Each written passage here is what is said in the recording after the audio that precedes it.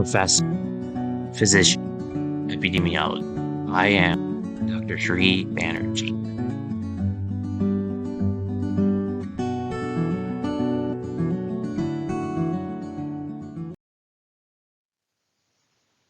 Hello, I'm Dr. Sri Banerjee, core faculty for the College of Health Sciences at Walden University. So in this video, I'll be going over a very specific guide that has been created by 3 major international organizations. And this is known as the TZG. But first, before you understand what the TZG is, we must first understand what the underlying framework is, and that is, at the heart of it all, is One Health. And so One Health is a collaborative, multidisciplinary, and multisectoral approach that can address urgent, ongoing, or potential health threats at the human-animal environment interface. And this occurs at subnational, national, global, and regional levels. And this approach includes ensuring balance and equity among all the relevant sectors and disciplines. So let's take a second to process a lot of this information. And so it's really a very cooperative and collaborative approach. That's something that resonates through this One Health framework. So another thing to notice and understand that this is very much a cooperative effort between 3 agencies, as I said at the beginning. Of course, the World Health Organization created this TZG, but also the World Organization for Animal Health. It was known as OIE. And then also the Food and Agricultural Organization as part of the United Nations. And they have a very nice motto, Fiat Panis. And this represents food. And so as we think about the tripartite zoonoses guide, it's a very specific approach, and the key principle that is embedded within it really takes a multisectoral One Health approach. And as I stated earlier, this is an approach that is relevant in many sectors and disciplines and goes across the human-animal environment interface and involved to address health in a way that is more effective, efficient, or sustainable than might have been achieved if not all relevant sectors were engaged. So the idea is that using the combination effect of disciplines, human-animal environment interface, using all of these together has a better effect in understanding issues than if we were to use any of these individually. And this is the way that we ensure that there is balance and equity. So then if we are thinking about how to grow with this One Health approach, as it so happens, the TZG provides very specific guidelines as to how to do this, and uses a very effective metaphor. So in this tree framework, within the roots, there is always the need for political will. For instance, the commitment to international standards and the Sustainable Development Goals. Not only that, though, there is a need for sustainable financing plans. Additionally, the third route is communication. So across sectors and disciplines at the international, regional, national, and subnational levels, there is a need for communication. So let's go down here and take a look at where all of these are. And I'm going to use blue to provide you to indicate communication, all the routes, political will, and then sustainable financing plans. These are the three areas we went over. So the next level, of course, then is thinking about what is in the groundwork. What are some of the things that are needed right here? So I'm going to go over each one of these, and one of these, of course, is the multisectoral One Health coordination.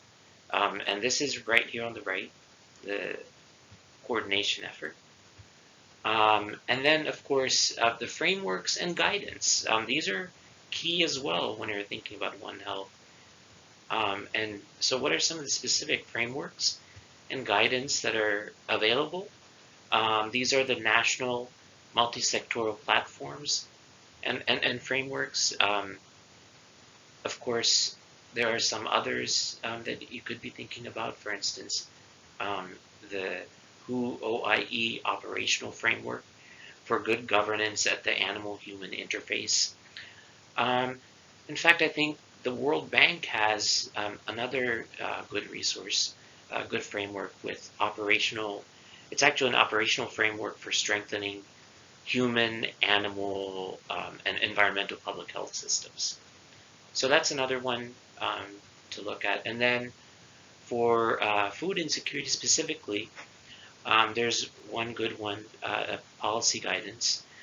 The Food and Nutrition Security Impact, Resilience, Sustainability, and Transformation Policy Guidance Notes. And of course, then you have the need for monitoring and evaluation. And that's that third thing that is for the groundwork. And for that, of course, setting the baseline, and you can look into the TZG for further guidance on this. It's really important to be understanding kind of the country context and priorities to be thinking about these as well. Okay, so once we have laid the groundwork, then the next level is to be thinking about is, of course, how to be planting, right? So this is because we've prepared the ground, and of course, I went over the roots initially, but we're preparing the ground here for planting as well.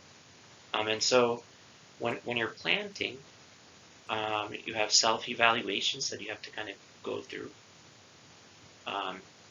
And that is on the left.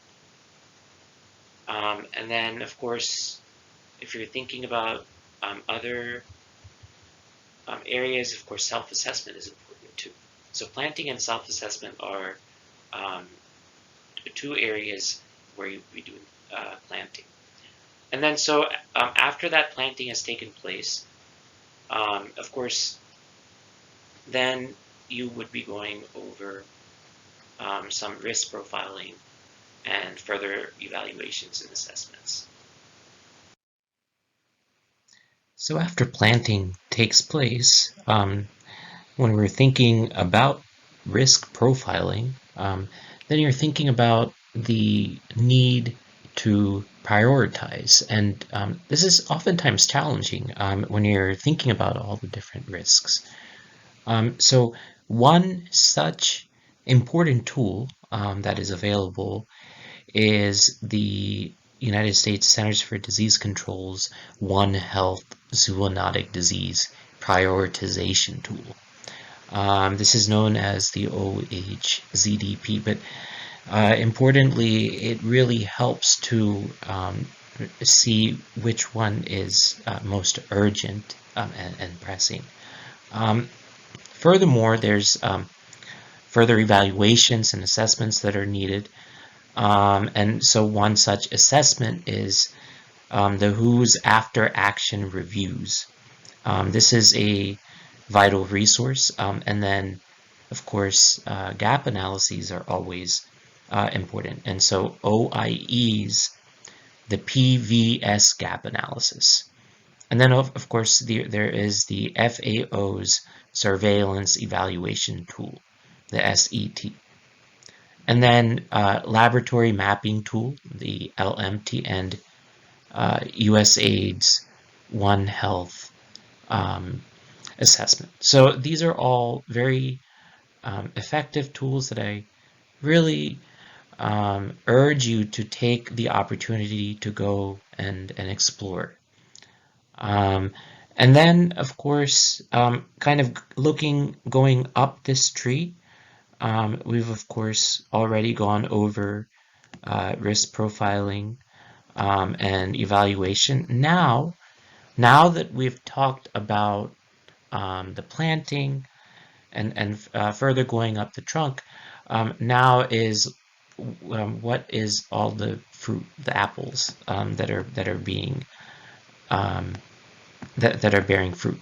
And so three of these important fruit items are action plans, implementation, and review and support. And so these are the areas that are needing maturation. So once these fruits have developed, how do you mature them? So action plan, of course, is pretty important because how do you activate plans? Through action plans. And so the national strategic plans, the national action plan for health security, and there actually are disease-specific action plans. So be looking at these, and then implementation, review, and support. What goes under the purview of this? Well, the main component are simulation exercises, country-level simulation exercises. These are available through the FAO and coordinated with the OIE. Of course, continuous review and support, these are oftentimes areas that are needing work and continuous quality improvement. So iteratively, this can be a concrete way that this guide can be used to implement and activate One Health in any environment. Thank you for listening.